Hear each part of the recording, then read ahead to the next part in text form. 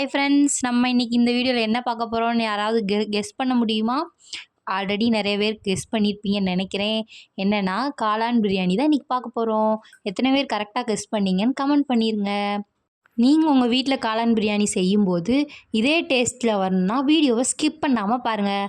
அதுக்கு காளானை சுடுதண்ணியில் போட்டு நல்லா வாஷ் பண்ணி எடுத்துக்கணும். இதுதான் ஃபஸ்ட் ஸ்டெப்பு. இந்த ஸ்டெப் இல்லாமல் காளானில் எது பண்ணாலுமே பண்ணாதீங்க, அது ஹெல்த்தியே கிடையாது. இஞ்சி பூண்டு புதினா இலை தனியாக போட்டு அரைச்சி வச்சுக்கோங்க. இதில் நம்ம எப்போயுமே பிரியாணிக்கு போடுற எல்லாமே ஒரு குக்கரில் வச்சு எண்ணெய் ஊற்றி கொஞ்சோண்டு போட்டுக்கோங்க. போட்டுட்டு அதுக்கடுத்து கொரியாண்டர் லீஃப் கொஞ்சம் போட்டுட்டு பச்சை மிளகா 2 போட்டுக்கோங்க. உங்கள் காரத்துக்கு ஏற்றாப்புல போட்டுக்கோங்க.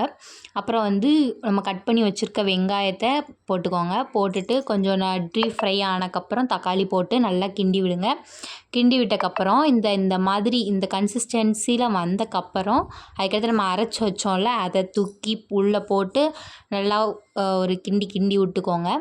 அப்புறம் இதுவுமே கொஞ்சம் வதங்கினக்கப்புறம் red chilli powder, coriander powder இதெல்லாம் போட்டு திருப்பி ஒருக்கா கிண்டி விட்டுட்டு நல்லா கலர் சேஞ்ச் ஆகி வந்தக்கப்புறம் நமக்கு வெட்டி வச்ச காளானை உள்ளே போட்டு அதுக்கடுத்து அளவு தண்ணி ஊற்றணும். எங்கள் அம்மா இப்போ 3 டம்ளர், இந்த மாதிரி பெரிய டம்ளரில் 3 டம்ளர் தண்ணி ஊற்றிருக்காங்க. ஊற்றி நல்லா கிண்டி எடுத்தக்கப்புறம் ஃபஸ்ட்டே நாங்கள் அரிசியை ஊற வச்சிட்டோம். அது வீடியோவில் காட்டலை. ஒரு 1/2 hour போல் அரிசியை ஊற வச்சுட்டு அந்த அரிசியை கழுவி போட்டோம்னா இன்னும் கொஞ்சமே வேகமாகவே வெந்துடும். ஸோ எங்கள் வீட்டில் எப்போயுமே அப்படி தான் ட்ரை பண்ணுவோம். நீங்களும் அப்படியே ட்ரை பண்ணி பாருங்கள். அப்புறம் தயிர் ஆட் பண்ணிக்கோங்க. அம்மா ஃபஸ்ட்டு ஆட் பண்ண மறந்துட்டனால லாஸ்ட்டாக ஆட் பண்ணாங்க. ஃபஸ்ட்டே கூட நீங்கள் ஆட் பண்ணிக்கலாம். ஆட் பண்ணிவிட்டு அடுத்து மூடி வச்சு 3 விசில் வந்த உடனே இறக்கிட்டோம்னா சூப்பராக சுட சுட காளான் பிரியாணி ரெடி ஆயிடும்.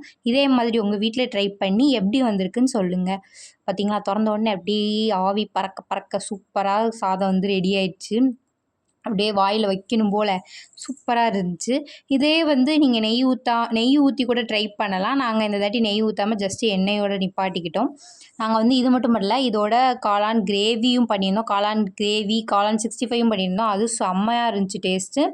இந்த வீடியோ பிடிச்சா லைக் பண்ணிக்கோங்க. அண்ட் நம்ம சேனலை இன்னும் சப்ஸ்கிரைப் பண்ணாமல் பார்த்துருந்தீங்க, சப்ஸ்கிரைப் பண்ணி பக்கத்தில் இருக்க பெல் ஐக்கானை கிளிக் பண்ணிக்கோங்க. அப்போ தான் நாங்கள் போடுற எல்லா வீடியோவும் உங்களுக்கு நோட்டிஃபிகேஷனாக வரும்.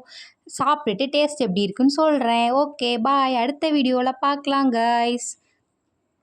அண்ட் இந்த காம்பினேஷன் எப்படி இருக்குன்னு மறக்காமல் கமெண்ட் பண்ணிடுங்க. ஓகே கைஸ், அடுத்த வீடியோவில் பார்க்கலாம். பாய் பாய்.